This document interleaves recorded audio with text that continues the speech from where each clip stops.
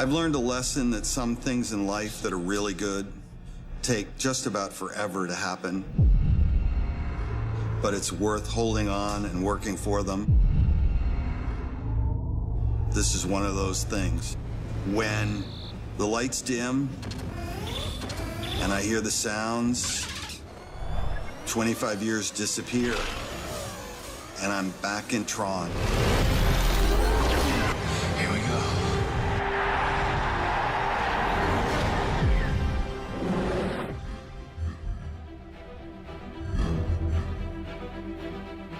Was talking with a number of colleagues at Disney who had been thinking about Tron, and I said, here are the things I just really remember off of my gut. I remember suits that were lit, light cycles, Jeff Bridges, and a screen that looked unlike any movie screen I'd ever seen before. I said, in my opinion, that's what we're beholden to. This is the key to a new order. Sean Bailey called me in for a general meeting in July 2007. And, you know, in a general meeting, typically you talk about a couple different projects, but Sean really wanted to talk to me about Tron and just ask me what would my take be on a Tron sequel. Very shortly thereafter, we met Eddie Kitsis and Adam Horowitz. Our agents called us and said, would you be interested in Tron, which was like the dream come true because we were both obsessed with the movie. Greetings, programs! We felt like there were certain design elements and pieces that they had done incredibly well and were incredibly ahead of their time, but we also felt we had to do some new things. And I guess so at first I was a little apprehensive about bringing that up with Steven Lisberger. Everybody wants to see cyberspace get real, and I think that's a really exciting thing, to have all this technology behind it, to realize it in a way that we couldn't have conceived of when we did the first film. A movie like this, you know, you can talk till you're blue in the face, but ultimately you need to show them something. So I proposed the idea of creating a 2 or 3 minute piece, kind of like a mini trailer for a movie that didn't exist yet. We'll shoot walk-offs and take them through a series of moves that'll get the movement we want. It was funny, as we started to write the script, Joe went off to shoot the test footage. We got Jeff to be a part of it, which is really important. I don't think this movie would exist without him being involved. He was integral to even getting this thing off the ground.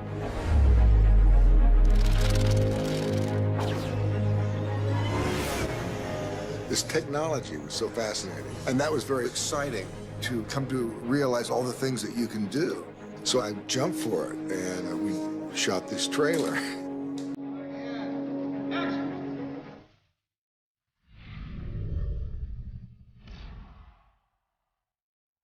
Okay, lights out, please. Okay, you want to move around a little bit? Just. We started saying, you know, we think we have a story to tell, but does anyone care? And we thought, you know, Comic-Con has become kind of the barometer for what people are interested in when it comes to big movies. We showed it to an audience that had no idea they were going to see it. I remember sitting there with Joe and a couple of guys from the studio, and we were really nervous because we thought, well, if this plays well, we're probably off and making our movie, and if it doesn't, we're probably not.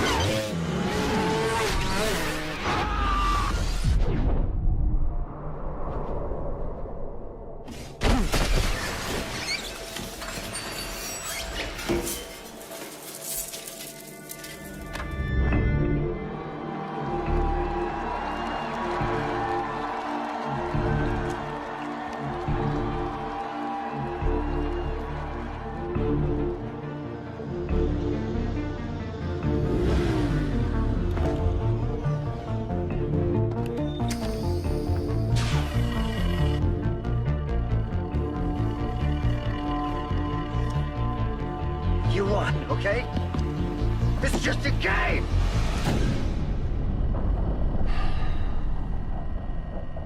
Not anymore. The film got such a great reaction from the fans that Disney said, oh yeah, we can put the money that it's going to cost to make this film a reality. It was one of those things where you kind of dream it, you imagine best case scenario, and then everything just kind of fell into place.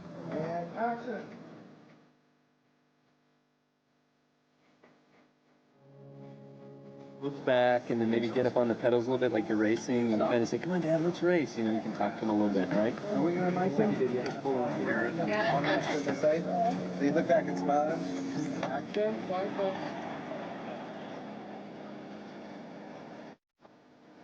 The challenge of writing Tron was coming into it and saying, how do we honor the original movie, continue that story, expand on it, and take it to a new place while also opening up the world for new fans. Tron and I, we beat the evil MCP and finally got out, and finally we came home. There's so much interesting, mythology in the first movie, and then we said, it has been so long. And a lot of our target audience won't have seen the original. They won't have been born when the original was created.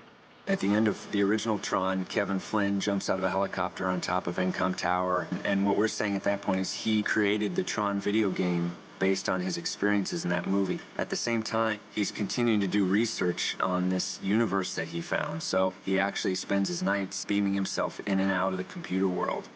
So we just kind of wrote this interim mythology from 82 to 89, where he gets stuck inside of the computer again, disappears off the face of the planet, for the next 20 years or so. Well, Kevin went into the computer and he got stuck in there, and he's been in there for 20 years, and that's where we find him. The notion of living inside a computer world as an avatar is something that couldn't be more relevant in 2010. We put together a really exciting room of people from Caltech and JPL to test our theories of, the biological form going into digital space. And remarkably, they said, well, under certain circumstances, we could imagine in the future, if you had enough computing power and you used something called quantum science, you could have such a circumstance. It relates directly to quantum teleportation. I mean, it fits the quantum teleportation model. His quantum information is destroyed in the process of recreating the quantum information. It's teleportation, not It's destroyed. It is disappeared. Yeah. It is not physically destroyed. It is actually negated. I love those guys. They've read the script. And the next thing you know, you've got a neuroscientist arguing with an artificial intelligence scientist about what an ISO girl program would really be thinking. There are a lot of geek women like myself who love computer games, but the computer games we love are the ones that get us involved emotionally. You realize that what Lisberger came up with all those years ago really touched a nerve with people and really kind of ignited imaginations in some way. Each generation sees their role differently. Part of this generation's challenge is how to make this stuff real, how to bring computers into your everyday life, and they're making the film real the same way. This film really belongs to the next generation. Should I pass him a torch? Should we make it official? Just set it with the disc. Yeah.